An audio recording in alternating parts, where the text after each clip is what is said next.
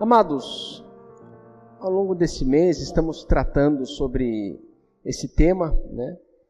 Ética para viver melhor, diferentes atitudes para agir corretamente, né? Então, estamos aí ao longo desse mês refletindo, conversando, dialogando e colocando, acima de tudo, as nossas vidas diante de Deus, né? Para que Deus esteja aí moldando a nossa prática, o nosso caráter, moldando a maneira como realmente agimos e vivemos em sociedade. E hoje, o nosso tema aí é Faça na Hora. É um tema meio simples, mas que tem tudo a ver com a época que nós vivemos, né? Nós vivemos numa época, gente, em que tudo parece urgente. Tudo parece para ontem. E o volume de informações, o volume de coisas que nos cercam, acabam que às vezes dando aquele sentimento de exaustão, de cansaço, né, aquela coisa muito atarefada. As pessoas se sentem muito atarefadas, se sentem muito estressadas, cansadas, né? E isso acaba desenvolvendo um tipo de comportamento que é uma palavra que não é muito utilizada, mas é uma palavra muito real na vida de muita gente, que é essa palavra aqui, ó, que é a procrastinação, né? Que é essa arte aí de deixar para depois, de deixar para amanhã, né? A gente, de repente, tem a ciência de ter que fazer um monte de coisa, tem muitas tarefas, muitos compromissos, muitas ações que precisam se desenvolver, mas a gente às vezes não consegue fazer, porque tudo parece urgente, e quando tudo parece urgente, a gente não consegue fazer nada. Tudo parece urgente, mas a gente às vezes abre o computador para trabalhar e responder um e-mail, e quando viu, passou meia hora só de rede social, né? A gente de repente às vezes quer fazer alguma coisa em casa e começa a fazer um monte de coisa e não consegue terminar nada, né? E a gente sempre vai colocando as coisas para amanhã, né? A gente vai procrastinando, a gente vai deixando para daqui a pouco. Amanhã eu faço, né? Amanhã eu dou um jeito. Semana que vem eu resolvo. Ainda dá tempo, né? Vamos ver o que acontece. A gente dá um jeito. E essa prática acaba exaurindo a gente. E não é só nas nossas tarefas, não. Muitas vezes nos nossos relacionamentos a gente faz essa mesma ação de procrastinar. Às vezes a gente precisa ter uma conversa com alguém, uma conversa com o filho, uma conversa com o esposo, uma conversa com a esposa, uma conversa com um parente, uma conversa com alguém da igreja, e é aquela conversa que às vezes não é tão agradável. Então o que a gente faz? Procrastina, né? A gente deixa... Eu vou esperar um melhor momento para isso. Não é uma coisa agradável. Vou esperar a melhor forma de fazer isso.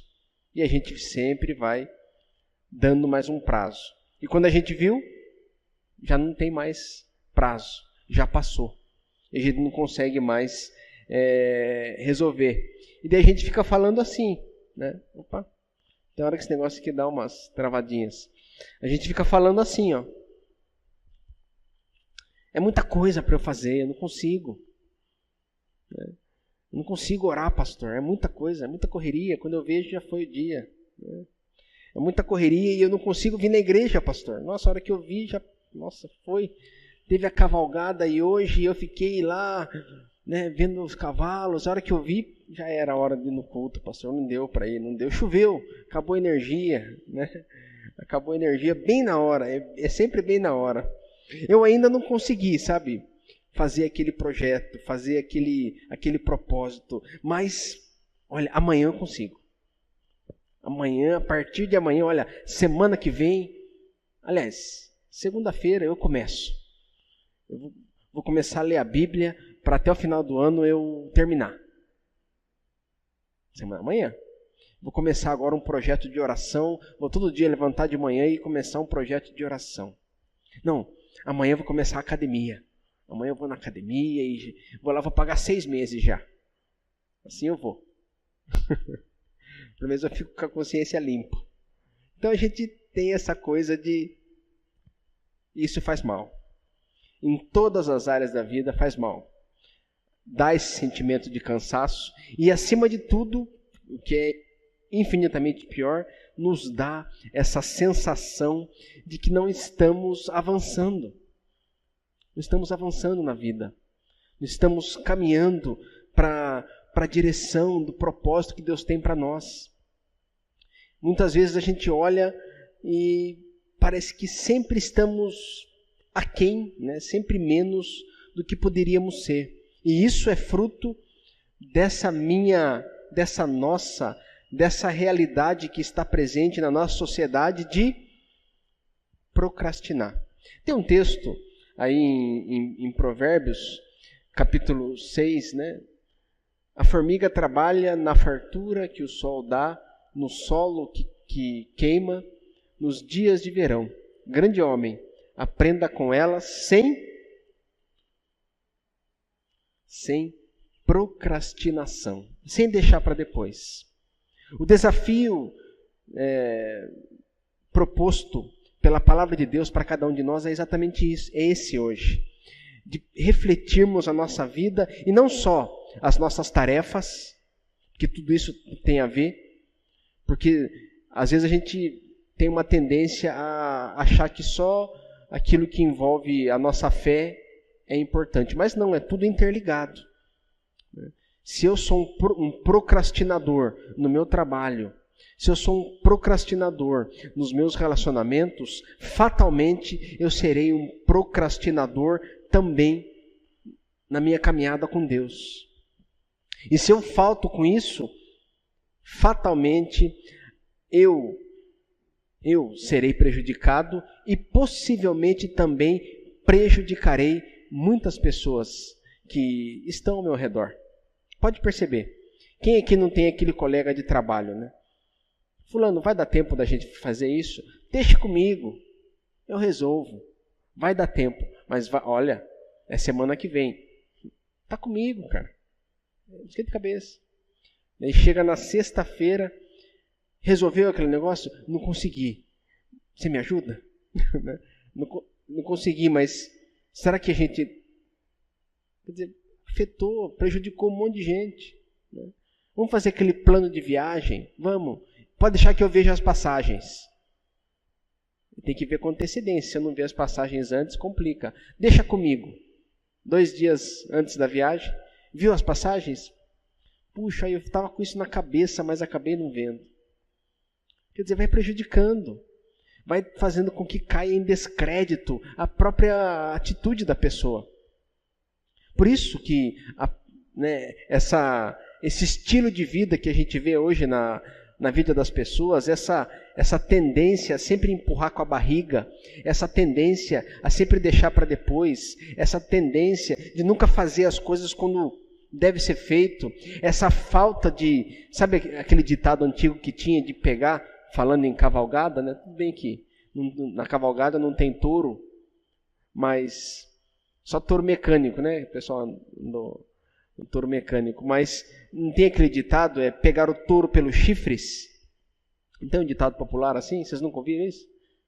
Então tem, sabe aquela coisa de você ir fazer, dar o passo e fazer, pagar o preço e fazer, sem ficar enrolando. A conversa é difícil? Mas eu vou ter essa conversa. Seja com quem for, eu preciso ter essa conversa. Essa ação é complicada? Mas eu vou fazer. Eu vou fazer, não tem? Doa a quem doer, eu vou ter que fazer isso. Eu vou ter que cortar esse gasto. Eu vou ter que ter essa conversa. Eu vou ter que desenvolver esse tipo de ação. Enfim, eu vou pagar o preço.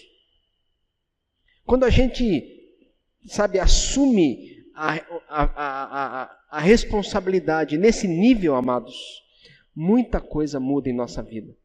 Porque muitos dos nossos problemas, muitas dessas sensações de que parece que nada vai, é exatamente fruto, é oriundo dessa nossa tendência de procrastinar, de deixar para depois. E existem os procrastinadores de Deus, né? A procrastinação na oração, a procrastinação no estudo, a procrastinação no próprio ministério, né? A procrastinação no perdão. Vou perdoar, mas vou esperar um pouco, vai que a pessoa não merece. A procrastinação no amor. A gente vai procrastinando aquela visita. Eu preciso visitar. Nossa, fulano acho que ficou meio chateado comigo. Eu preciso fazer aquela ligação para resolver isso. Não, vou mandar uma mensagem. Depois eu vejo isso, agora eu não estou bem. Eu preciso chamar ciclano para, ter um momento com ele, mas amanhã eu vejo. Às vezes não tem nem amanhã. Eu preciso dar um abraço naquele fulano. Eu preciso dar um abraço porque eu sinto que eu preciso dar um abraço nele. Mas sei lá, eu acho que depois eu dou. Olha, eu preciso estudar mais, sabe? Eu tô me sentindo muito raso, sabe? O pastor sempre tem me cobrado, mas eu acho que eu vou começar a realmente assumir uma cultura de estudar a palavra de Deus, mas eu vou esperar primeiro amanhã, semana que vem. Nossa, tem tanta coisa para fazer na igreja, tanta coisa que poderia ser feita ali na igreja. Eu acho que eu até poderia ajudar nisso, mas eu não sei como fazer.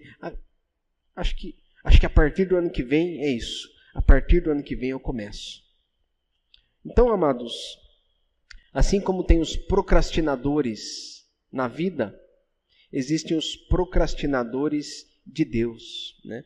E a procrastinação é algo que nos faz mal. E esse texto aí de 2 aos Coríntios, portanto, queridos irmãos, continuem firmes, continuem fortes e firmes, continuem ocupados no trabalho do Senhor, pois vocês sabem que todo o seu esforço nesse trabalho sempre traz proveito. Portanto, amados, nós como cristãos, nós somos chamados para viver uma experiência de firmeza. Ainda que em nós não exista firmeza, mas no Senhor existe. Nós, como cristãos, nós somos chamados para viver uma experiência de dedicação, de entrega, de serviço, de apoio, de caminhada, juntos, compartilhando a nossa esperança, compartilhando a nossa fé. Como cristãos, nós somos chamados não para viver uma letargia, uma realidade de uma vida cristã que fica estagnada, parada, mas somos chamados para viver uma experiência dinâmica de fé, de liberdade na presença de Deus, porque essa realidade faz com que nós cresçamos e consigamos assim enfrentar a vida de uma outra forma, porque quando a gente está em movimento, as coisas vão acontecendo em todas as áreas da vida. Quando a gente está em movimento, Deus vai agindo, e quando a gente se preocupa com as coisas de Deus, Deus se preocupa também com as nossas coisas, e a vida, o crescimento, a fé acontece.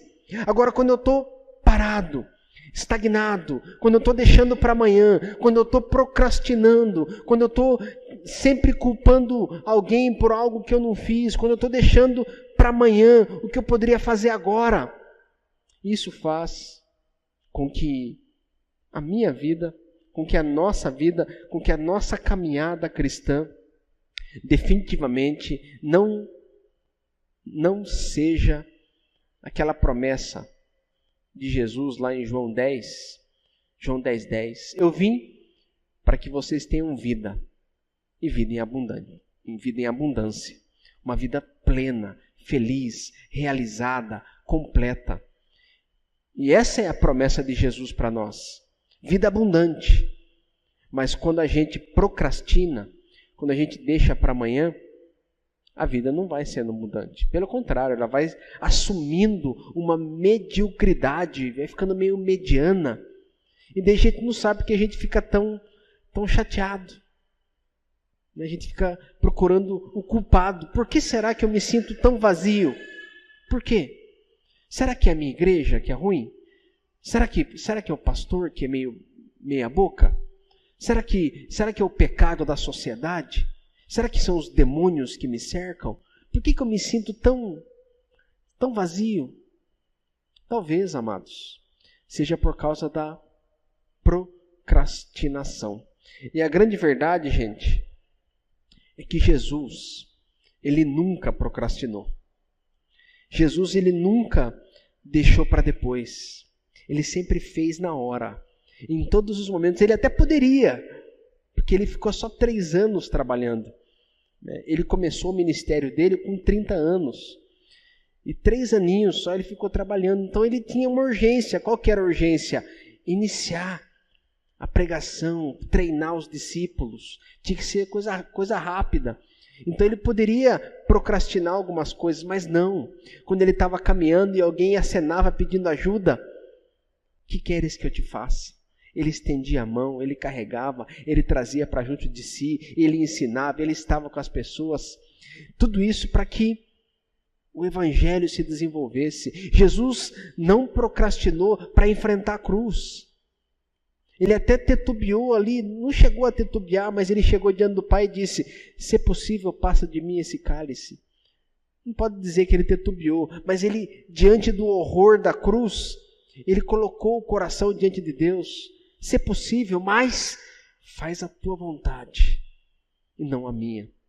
E ele foi até a cruz. Jesus foi até a cruz para que nós vivêssemos vida abundante. Ele não procrastinou nada. O serviço, a entrega, a crucificação, a ressurreição, foi até, diz a Escritura em 1 Pedro, foi até o Seol, até o inferno, depois foi até o céu. Enfim, ele fez tudo sem procrastinar. Para quê? Para que eu e você, para que nós estivéssemos aqui agora, nesse dia que se chama hoje. A nossa vida é uma experiência maravilhosa. A nossa vida é um milagre fantástico. A nossa vida é algo tão maravilhoso e retumbante que, se nós tivéssemos a consciência do mover de Deus para que nós estivéssemos aqui agora, nós estaríamos, como diz aquele ditado, cabriolando. Já viram isso? Não? Cabriolando? Nunca viu isso, Márcio? O que o cabrito, quando está feliz, faz? Ele fica pulando, cabriolando. Ainda influenciado pela cavalgada, né? Então, a gente ia ficar saltitando, cabriolando, efusivos, felizes, porque a nossa vida é maravilhosa, é fantástica, é uma experiência tremenda, tão tremenda que a gente não pode deixar para depois algumas coisas. Jesus não procrastinou nada para que eu e você também não fizéssemos isso, para que eu e você fôssemos homens e mulheres que vão em frente, que pagam um preço, que assumem compromisso, que erram, que acertam, que caminham, mas que vão, que fazem e que não aceitam nada perto da mediocridade, que não se anestesiam, que não deixam para depois, mas que vão e fazem. É para isso que Jesus caminha conosco, para nos encher de coragem, para fazer aquilo que tem que ser feito. E olha, não tem como, tem coisas que só você vai fazer, não tem outra pessoa, não é o vizinho, não sou eu, não é um anjo do céu, não tem jeito, tem algumas situações, algumas conversas, algumas realidades, amados, que é você, mais ninguém. Você vai ter que resolver isso. E se você não sabe como resolver, coloque diante de Deus, respire fundo E se você tiver com medo, vai com medo e tudo. Mas vai crendo que Jesus enfrentou a cruz para estar com você. E ele disse isso. Isso que é mais maravilhoso. Ele encerra o Evangelho de Mateus falando: eu estou com vocês todos os dias, até a consumação dos séculos. Então, amados, não podemos deixar para depois. Sabe por quê? Porque os dias são assim, ó. Os dias em que vivemos são maus. Maus, e é verdade. A Isadora, minha filhinha, vocês conhecem, eu não sei da onde que veio isso. Por isso que a gente fala que filho tem uma certa extensão da gente, é verdade. Tem muitas coisas que eles são parecidos conosco, mas tem algumas coisas que são deles. E a Isadora, ela ama cavalo. Eu nunca cheguei perto de um cavalo. Nunca. O mais próximo que eu cheguei do cavalo é passar a mão na cabeça. Ai, que cavalo bonitinho, hein, pra lá. Nunca gostei, nunca nem fui nesses lugares que tem cavalo. Quando tinha esses rodeios, essas coisas, eu ia só para comer o lanche. Nem assistia lá o rodeio. E minha filha ama cavalo. E eu não sei, ela usa bota. Ela nunca me viu de bota, eu nunca tive uma bota. E ela usa bota, e aquela coisa, e assiste as coisas de cavalo. E ela queria, porque queria ir ver os cavalos lá na cavalgada. E a Vivian tem uma amiga que tem cavalo e falou que ia levar ela para dar uma voltinha, e a gente foi lá. Que dia mau. Esses dias são maus, gente. Essa expressão que vocês usam, eu conheci ela aqui em Joinville, em Ji-Paraná. Conheci ela aqui em Ji-Paraná, que é o famoso piseiro. Hoje eu entendi o que é o tal do piseiro. Na hora que eu cheguei naquela Avenida Brasil, tinha um carro aqui, um carro ali, aquele som gritando, e nego derrubando cachaça em cima de você, em cima dos cavalos, e um misto de cheiro de cachaça com cheiro de cocô de cavalo, com cheiro de cavalo, com cheiro de suor. Eu falei, Jesus amado, os dias são maus. Os dias são maus. Definitivamente, os dias são maus. Então, e quem disse que nós achava a menina? A menina falou, estamos aqui na T16. Chegamos lá, o mundo inteiro estava lá. Né? O mundo estava na T16. Aquele monte de cavalo, aquele monte de gente. E a gente procurando a menina, daí, vamos ligar para ela. Peguei o celular, liguei, mas ninguém, não dá para escutar nada, aquela barulheira. Né? Aquela barulheira danada, e aquela gentarada bêbada, e aquela coisa arada, e eu, meu Deus, o que eu faço? Daí, no WhatsApp, consegui falar, estamos aqui e tal, em frente ao Big, fomos lá em frente ao Big, uma barraquinha, estava ela lá. Aquele monte de cavalo no sol, tadinho dos bichos, os bichos que sofrem, né? Que dó daqueles bichos. Tudo naquele sol, e daí, em frente à Igreja Universal. Eu nunca vi tanta gente fumando maconha junto. Em frente à igreja, estava lá, aquela gentarada, aquele cheiro. A Vivian, nossa, que cheiro forte de cocô de cavalo. Eu, aham.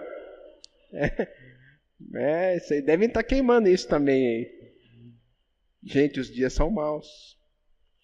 Os dias são muito maus. E é essa a sociedade que a gente vive. Se a gente não tomar cuidado, tudo isso vai nos engolindo. E a gente não sabe o que fazer direito. A gente não sabe como se portar diante de tanta maluquice, né? Tanta coisa maluca que nos cercam. Definitivamente, os nossos dias são maus. Por isso, o foco é importante. O discernimento é importante. Por isso, o propósito é importante. Por isso, a ação é importante. Por isso, a clareza naquilo que eu tenho diante de mim é importante. porque os dias são maus. E nós precisamos colocar o coração diante de Deus para não deixar para amanhã o que a gente precisa fazer hoje. E eu desafio você a fazer isso, por mais complicado que seja. Converse com aquela pessoa, dê aquele abraço, assuma aquele compromisso, desenvolva aquele trabalho, desenrole aquela situação, mas não deixe para amanhã. Porque eu e você fomos chamados para agir e para fazer, dirigidos por Deus, hoje, com força, com firmeza, com coragem, porque os dias são maus. Amém, amados? Vamos ficar em pé, simbolicamente aí, estender as mãos e como se agora estivéssemos colocando diante do Pai aquela situação, aquela realidade que você não mais vai deixar para amanhã. Então curva a sua cabeça e vamos juntos fazer essa entrega diante do Pai. Pai amado, como igreja agora, Senhor, estamos entregando diante do Senhor todas as situações, questões, enfim, tudo aquilo, Pai, que temos deixado para depois, que temos procrastinado. E nos arrependemos disso agora, Pai. E diante do Senhor, queremos, desejamos assumir o compromisso, Pai, de não mais fazer isso. Pelo contrário, de uma vez por todas, ó Pai, colocar em pauta a situação, resolver o dilema, colocar termo àquilo que precisa ser posto. Colocamos, ó Pai, diante de Ti as nossas vidas e todas essas situações. E assim, Pai, com a ação do Teu Espírito Santo, nós cremos, ó Pai, que o Senhor nos dará força. Força, Pai, para agir da maneira como devemos agir. Forças, ó Pai, para resolver. Forças para lutar. Forças também para desistir às vezes. Porque às vezes é preciso de força também para abrir mão e desistir quando é necessário. Por isso, Pai, em nome de Jesus, de uma forma ou de outra, nós clamamos pela ação do Teu Santo Espírito, para que, através dessa ação, sejamos livres, Pai, livres da procrastinação e prontos, Pai, para agir. E todas as vezes, Pai, que, mais uma vez, estivermos agindo de forma procrastinadora, que Teu Espírito Santo nos convença, que Teu Espírito Santo trate conosco, que Teu Espírito Santo promova arrependimento em nosso coração. Nós oramos agradecidos em nome de Jesus. Amém. Amém, amados?